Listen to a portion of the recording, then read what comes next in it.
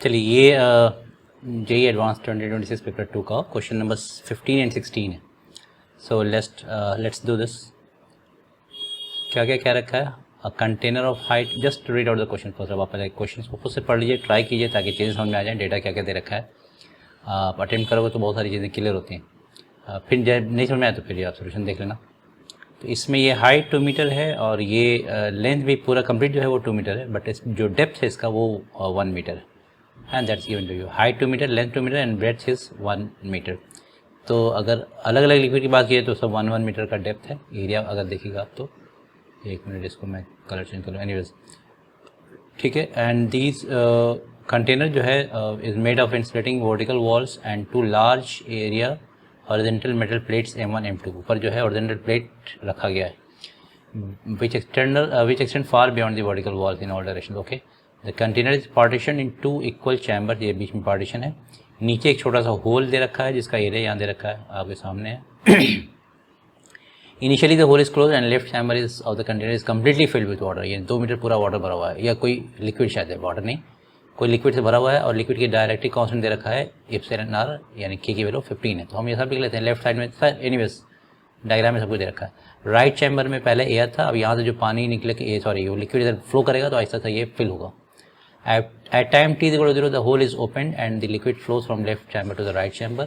In both the chambers, the space above the liquid has epsilon r is equal to 1. Okay, and is maintained at atmospheric pressure. The schematic of the container जो है सारी चीज़ें given है।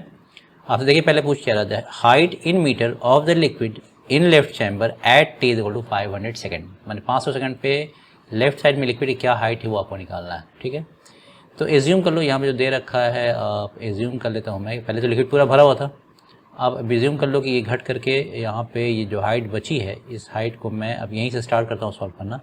इस height को मैं h मान लेता हूँ। तो रिड्यूस क्या हुआ यहाँ पे, जो घट के आ गया है वो कितना गया है, वो 2 - h, राइट। तो इधर जो भरा होगा ये आपका 2 - h ही होगा, है ना, ये 2 - h होगा। जो लिक्विड जैसा खाली हुआ होगा वही इधर भरा है, सीधी सी बात है।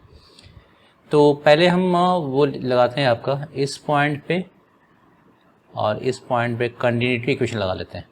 तो इस पॉइंट का जो कंटिन्यूटी होगा वो लिखेंगे a इंटू, और यहाँ से हाइट एज्यूम कर लें कि t टाइम के बाद मैं कह रहा हूँ, यहाँ पे t टाइम के बाद ऐसा हुआ है, और dt टाइम के बाद ये लेवल थोड़ा सा घट के नीचे चला गया इतना, है ना, ये ds कह सकते हैं। तो लेफ्ट साइड में जो ये आपका होगा एरिया तो है, एरिया में बताऊँ कितना है, और ये हो जाएगा dh/dt, है ना। ये आपका एरिया इनटू वेलोसिटी, जो लिक्विड ऊपर से नीचे जा रहा है उसकी वेलोसिटी में लिखा है dh/dt। और इस साइड जो आएगा वो आ जाएगा area into velocity of this hole, यहाँ पे इस पॉइंट की बात मैं कह रहा हूँ। ठीक है, ये इक्वेशन ऑफ कंटिन्यूटी हो गया। अच्छा, यहाँ पे जो v आएगा वो क्या आएगा, देखो a तो a है ही, और v जो हो जाएगा वो हो जाएगा √2g तो है ही, और लेफ्ट साइड की हाइट h है, इसमें से माइनस होगा ये वाला हाइट 2 - h, तो h - 2 - h, है ना, है लेफ्ट साइड का जो वेलोसिटी है और राइट साइड की वेलोसिटी, जाहिर बात है कि दोनों का डिफरेंस होगा। तो ये हमारे पास वैल्यू, और इसमें एक जाहिर बात है कि एक का लेवल घट रहा है दूसरा बढ़ रहा है, तो इसमें माइनस साइन आप लगा दो किसी भी एक जगह। मान लो मैं यहाँ पे लगा रहा हूँ माइनस साइन, ओके, यहाँ भी लगा सकते हैं तो कोई दिक्कत नहीं। तो अब इस केस में ज़रा सॉल्व करते हैं इसको। a की वैल्यू याद रखिएगा, इस साइड का जो एरिया होगा वो कितना है 1, और डेप्थ भी 1 है, ये हो गया 1 dh/dt।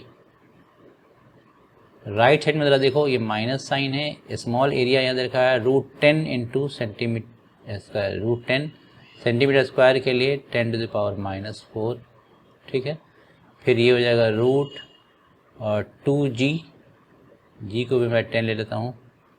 अब फिर ये हो जाएगा देखो h - 2 और फिर माइनस, तो h - प्लस 2h - 2, तो 2 कॉमन ले फिर बाहर, ये हो जाएगा h - 1, ये वैल्यू आ रही है। तो देखो √10 यहाँ भी है, √10 यहाँ भी है, तो स्क्वायर रूट आप लोगे तो ये आ जाएगा, माइनस है तो ले ही लेता हूँ मैं, 10 आएगा। फिर 2 × 2 4, इसका स्क्वायर रूट 2, फिर ये हो जाएगा 10⁻⁻⁴, और ये अंदर बचेगा आपका h - 1, तो ये हो जाएगा -2 × 10⁻⁻3, है ना, रूट एच माइनस वन। अब देखो क्या हो रहा है, तो ये हो जाएगा D H by root H minus one, right side में आएगा minus two into ten to the power minus three D T. अब इसको इंटीग्रेट करना होगा। जब टाइम 0 था तो हाइट थी इसकी 2 मीटर, और जब टाइम 500 सेकंड होगा तो हाइट कितनी होगी ये मुझे निकालना है। तो इसका जो इंटीग्रेशन आएगा वो जानते ही हैं, ये आता है 2 रूट एच माइनस वन होगा, ठीक है, और ये लिमिट हो जाएगा 2 से h, और राइट साइड में आ जाएगा ये 2 into ten to the power minus three into T. ये 2 कैंसिल करो, ये 2 यहाँ से और ये 2 कैंसिल, अपर लिमिट डालेंगे तो ये हो जाएगा h minus one, minus lower limit डालेंगे तो ये रूट वन का स्क्वायर रूट 1 ही हो गया, और ये हो जाएगा आपका minus 10 to the power minus three into 500, ये हो जाएगा माइनस 0.5। क्लियर बिल्कुल।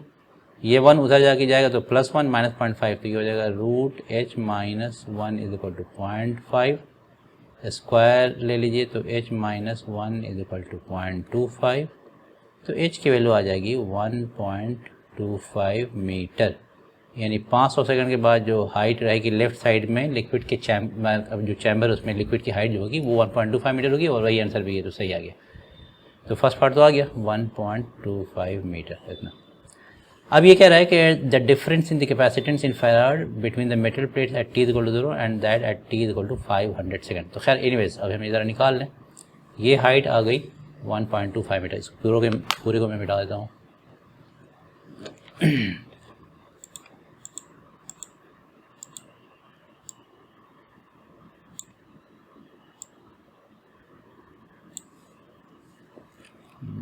नहीं पड़ेगा ना,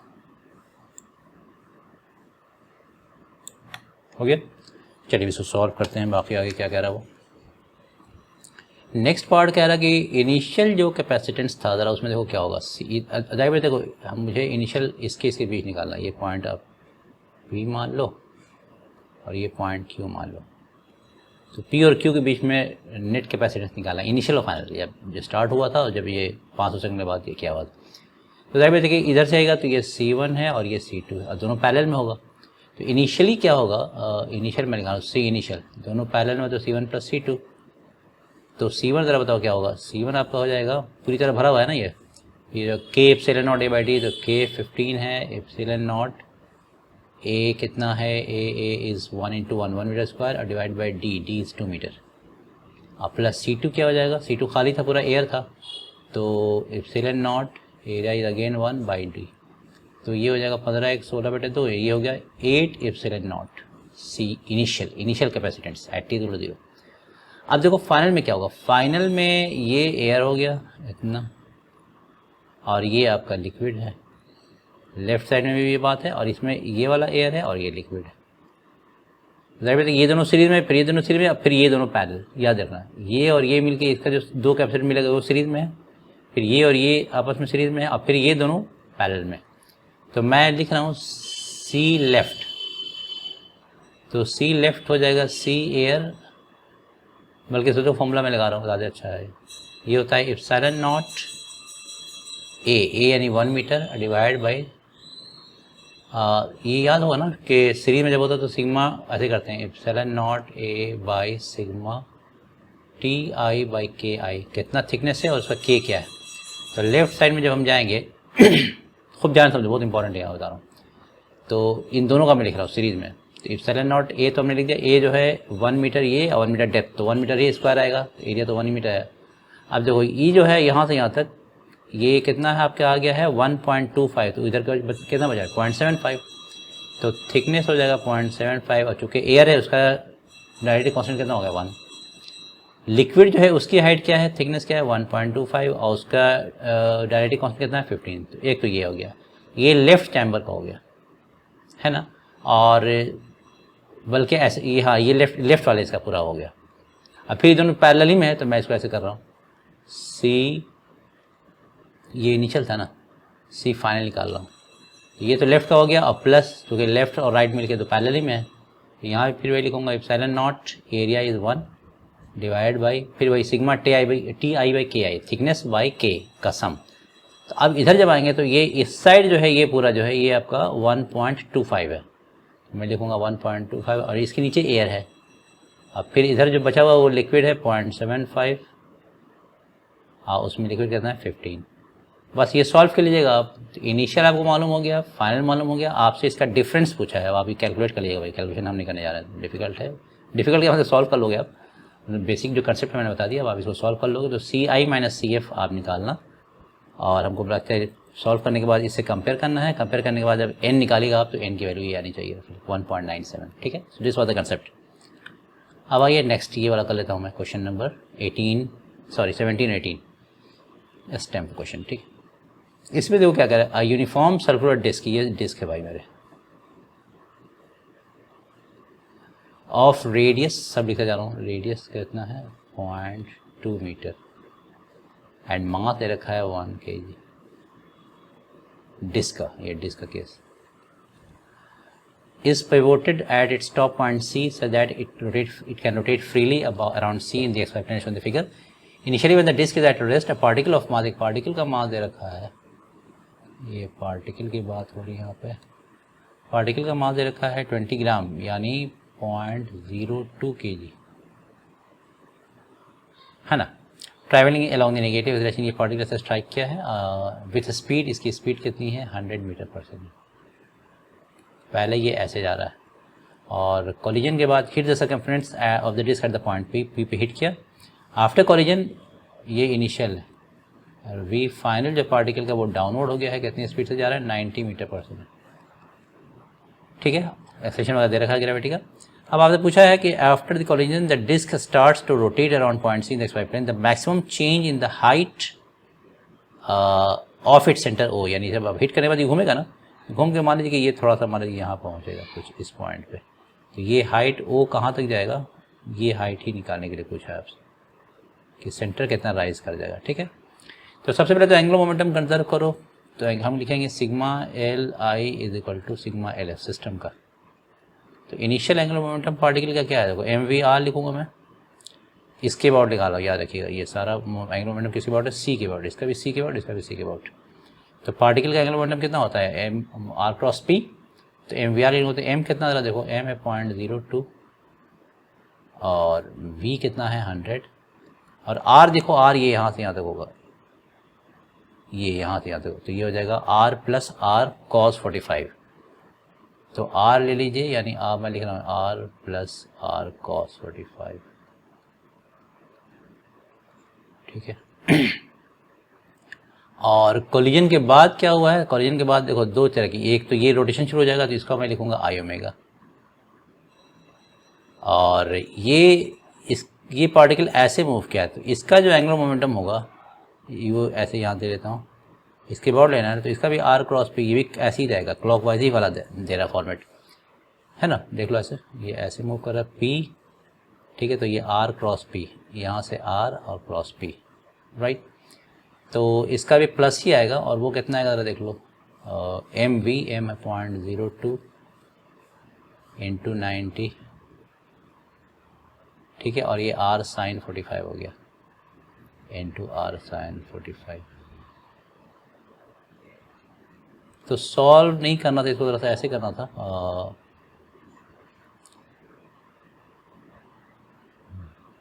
ठीक है।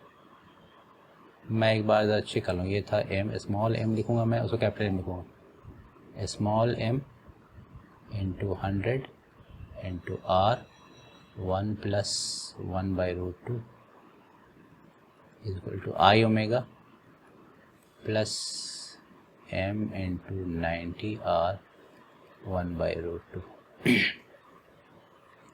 तो पहले 100 mR लिख लूँ मैं, 100 mR plus 100 mR/√2 minus 90 mR/√2,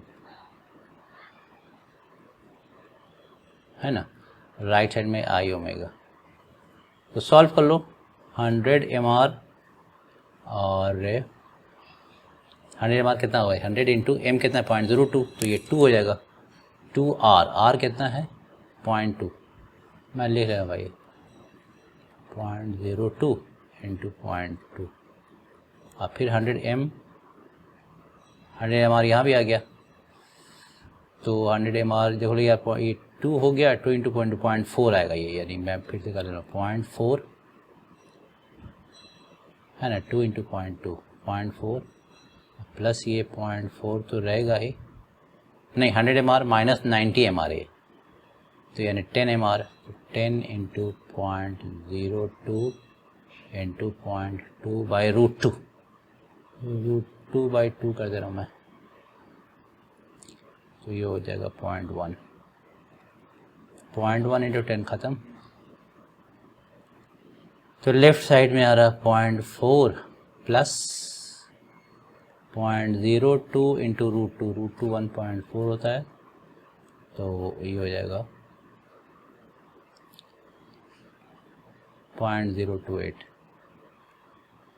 ठीक है, is equal to I omega. अब आई कितना होगा मैं दिखा रहा हूँ, ओमेगा ही तो निकालना है बेसिकली, तो ये हो जाएगा 0.428 बाई इनर्शिया। इनर्शिया कितना होगा ज़रा बताओ, इसके अबाउट निकालना है, तो सेंटर के अबाउट होता है half mr square plus mr square, 3/2 mr square, 3/2 m कितना है 1 kg, और r स्क्वायर का मतलब 0.04, ठीक है। तो एनीवेज ये आपके पास ओमेगा की वैल्यू आ गई, मेथड समझ में आ गया होगा यहाँ से। इसके बाद आपको क्या करना है कि एनर्जी कंजर्व कर लीजिएगा। एक बार आपको जस्ट कोलिजन के बाद इसकी और इसके एंगुलर वेलोसिटी मालूम होगी, तो अब आप एनर्जी कंजर्व कर लो। Kinetic plus potential initial is equal to kinetic plus potential final. अब मैं सिर्फ इसकी बात करूँगा कि इस डिस्क में क्या हो रहा। तो डिस्क के लिए अगर मैं लिखें फॉर डिस्क ओनली, टकराने के बाद जो इसको काइनेटिक मिली है यही पोटेंशियल में कन्वर्ट हो जाएगा, तो हम लिखेंगे हाफ इंटू आई इंटू ओमेगा स्क्वायर, और यहाँ जाके रुक जाना है इसको, तो ये लिखूँगा मैं mgh, हो गया। अब देखिए इनर्शिया मालूम ही है, ओमेगा यहाँ आप ऑलरेडी निकाल चुके हैं, m मालूम ही है डिस्क का, g मालूम ही है, यहाँ से हाइट आपको निकल जाएगी, you can easily find out, कोई दिक्कत नहीं। उसके बाद ये 17 हो जाएगा आपका, आसानी से आंसर यहाँ दे रखा है।